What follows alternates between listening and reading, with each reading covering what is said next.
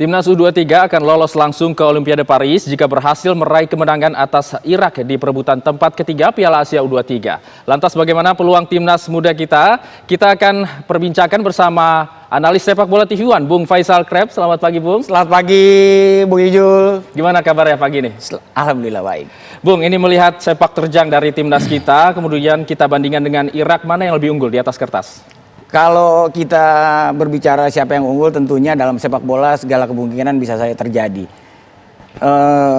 Irak secara histori mungkin lebih unggul dibandingkan kita, maupun secara head to head. Namun Indonesia juga tak kalah mentereng pada saat tampil di ajang Piala Asia U23 kali ini. Irak juga bisa kita katakan tidak terlalu istimewa untuk bisa tampil hingga di semifinal kemarin. Di fase grup, di grup C, Irak juga mengalami satu kekalahan dari negara ASEAN, yaitu Thailand 0-2, walaupun pada saat di pertandingan berikutnya Irak mampu menang atas Tajikistan dan Arab Saudi. Namun di pertandingan nanti malam tentunya kita sama-sama mari para pemain timnas kita untuk melupakan kekalahan atas Uzbekistan beberapa waktu lalu. Dan itu akan menjadi kunci kemenangan untuk kita menatap laga pada saat kita nanti malam menghadapi Irak. Karena pertandingan nanti malam mungkin bagi saya perebutan ketiga keempat, namun atmosfernya melebihi perebutan dari partai final nanti. Karena di sini kita akan memperebutkan satu tiket secara langsung untuk lolos ke Olimpiade Paris yang akan berlangsung Juli nanti. Jadi pemain timnas kita harus bermain fokus, konsisten, dan bisa keluar dari tekanan yang akan diterapkan oleh pemain-pemain Irak nanti. Bung Kreb tadi mengatakan atmosfernya lebih besar begitu ya, walaupun ini perebutan peringkat ketiga. Namun bagaimana dengan kinerja dari Garuda Muda kita? Setelah kemarin sempat kalah, apakah ini akan berpengaruh pada permainan malam hari nanti menurut analisa dari Bung Kreb? Melihat tekanannya ini cukup besar ya? Ya, kalau menurut saya ya itu tadi kuncinya adalah kita harus melupakan kekalahan kemarin. Sekarang kita fokus di perebutan ketiga keempat ini. Irak sudah menunggu. Hanya kemenangan yang akan mengantarkan kita langsung ke Paris. Karena jika tidak kita akan satu kali lagi memainkan laga playoff antar konfederasi, yaitu menghadapi Guinea pada 9 Mei mendatang. Saya yakin jika timnas kita mampu bermain seperti kala menghadapi Yordania dan sama seperti saat kita membungkam Korea, tentunya kemenangan bukan hal yang mustahil. Sintayong pasti telah menyiapkan formulasi yang khusus untuk mengantisipasi atau meredam agresivitas pemain-pemain dari Timur Tengah ini. Dan tentunya Irak bukan lawan yang baru bagi Sintayong. Sintayong pasti sudah mempelajari cara dan karakter pemain-pemain dari Irak. Bung Kreb, untuk pertandingan malam hari nanti kita kehilangan Kapten Garuda Muda kita, Rizky Ridho, pada laga nanti malam. Lalu bagaimana menurut Anda yang bisa menggantikan Rizky Ridho, dan apakah kehilangan Rizky Ridho ini akan berpengaruh pada permainan Garuda Muda nanti malam? Ya tentu, Rizky Ridho ini merupakan sosok yang penting di lini pertahanan kita. Terbukti dari pertandingan fase grup, Rizky Ridho selalu menjadi pilihan utama dan dia juga menjabat sebagai kapten Timnas U23 ini. Perannya sangat sentral di lini belakang. Namun absennya Rizky Ridho pada pertandingan nanti malam tentu sudah diantisipasi oleh Sintayong. Sintayong pasti sudah menyiapkan solusi siapa yang akan menggantikan peran dari Rizky Ridho. Tentunya ada satu nama yang mungkin akan mengisi tempat Rizky Ridho, yakni Komang Teguh. Jadi di lini belakang kemungkinan Hapner yang akan menjadi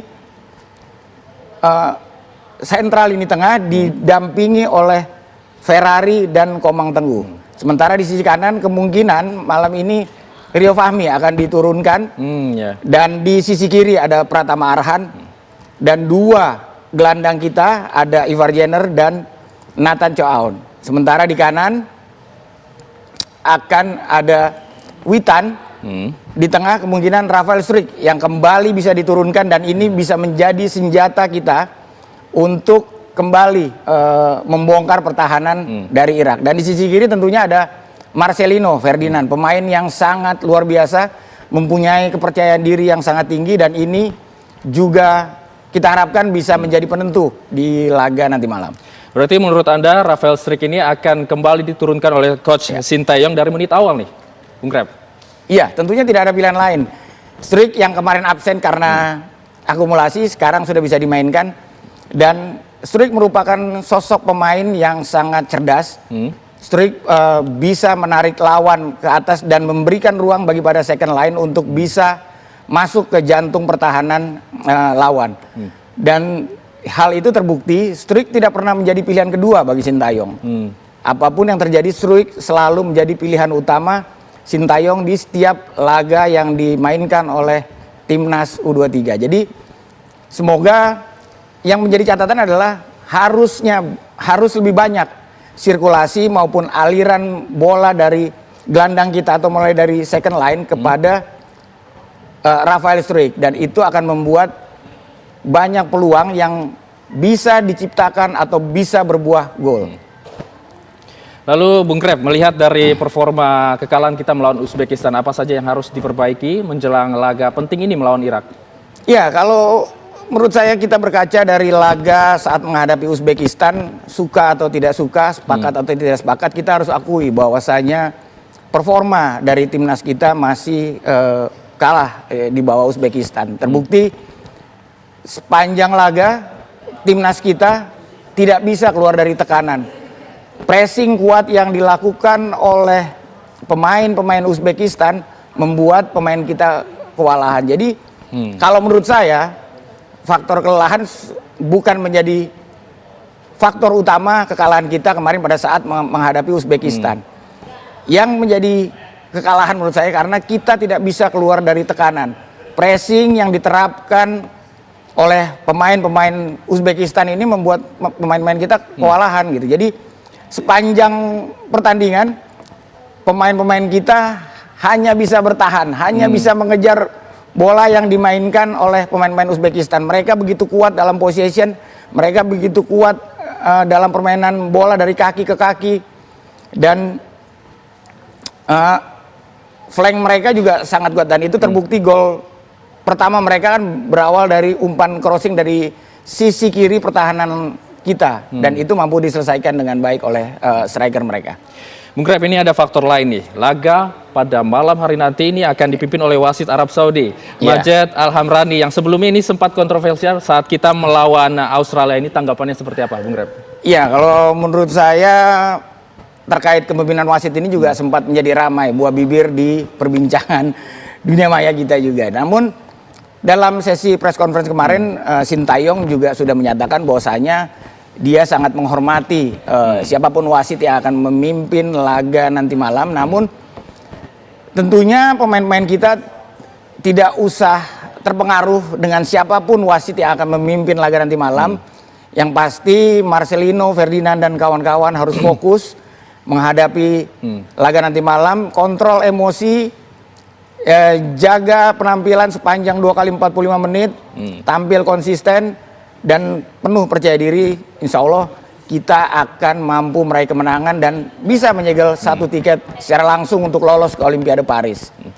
Nah, Bung Krep, itu selain itu juga wasit VAR yang nanti malam itu juga wasit asal Thailand yang juga sempat kontroversi juga nih. Bung Krep gini menilainya seperti apa nih? Ya itu, ya pasti sama lah. Maksudnya kita khawatir akan terjadi lagi kita akan terjadi lagi keputusan-keputusan yang akan kontroversi. Tapi kita tidak usah terpengaruh dengan siapapun wasitnya, baik itu wasit tengah maupun wasit VAR. Yang terpenting adalah saat ini pemain lupakan kekalahan pada saat menghadapi Uzbekistan. Sekarang saatnya fokus, percaya diri, dan nanti malam mental akan menjadi faktor penentu untuk Garuda Muda meraih kemenangan dan bisa mencabik para gerombolan singa muda ini di laga perebutan ketiga dan keempat nanti. Baik, Bung Rep, ini prediksinya berapa nih? Udah pasti prediksinya Indonesia menang. Nah, prediksi skornya seperti apa? Kemudian strategi yang diturunkan Indonesia melawan Irak nih, prediksinya seperti apa, Bung Rep? Ya, jika kita bicara prediksi tentunya kita sangat berharap Indonesia bisa melangkah ke Olimpiade Paris secara langsung karena ini merupakan sejarah pasca 1956 atau 68 tahun yang lalu kita harus kalah dari Uni Soviet, dan ini momentum yang baik. Ini adalah momentum kebangkitan sepak bola kita di level Asia, dan saya yakin tentunya timnas kita mampu melewati ujian ini secara maksimal. Dan terkait strategi, kalau menurut saya timnas kita harus bisa bermain tenang, jangan panik, bisa keluar dari tekanan, dan kita bisa bermain normal seperti pada saat kita menghadapi Jordania dan Korea Selatan. Kita berani bermain position, kita berani bermain build up, sesekali juga kita berani bermain direct play, dan yang terpenting adalah banyaknya aliran suplai bola dari baik itu dari lini tengah kita maupun dua sayap kita, Witan dan Marcelino Ferdinand, kepada Rafael Struijk, dan itu akan membuka atau membuat peluang yang bisa tercipta sebagai gol. Dan mungkin juga catatan saya adalah timnas kita harus lebih banyak melakukan variasi-variasi, baik itu dari set piece, dari corner kick, dan kita lihat kemarin pada saat menghadapi Uzbekistan, timnas kita juga melakukan variasi dari corner kick. Mereka tidak langsung direct ke gawang lawan, namun bermain pendek dulu, dan itu mungkin sesuatu strategi yang tidak bisa dibaca oleh lawan. Dan kita berharap tentunya malam nanti banyaknya variasi dari skema serangan yang diterapkan para pemain-pemain kita, itu akan membuat pasukan dari Irak ini kewalahan. Baik, terima kasih Bung Faisal Kraf atas waktunya dan juga analisanya. Kita harapkan Indonesia akan menang melawan Irak pada malam hari nanti ya.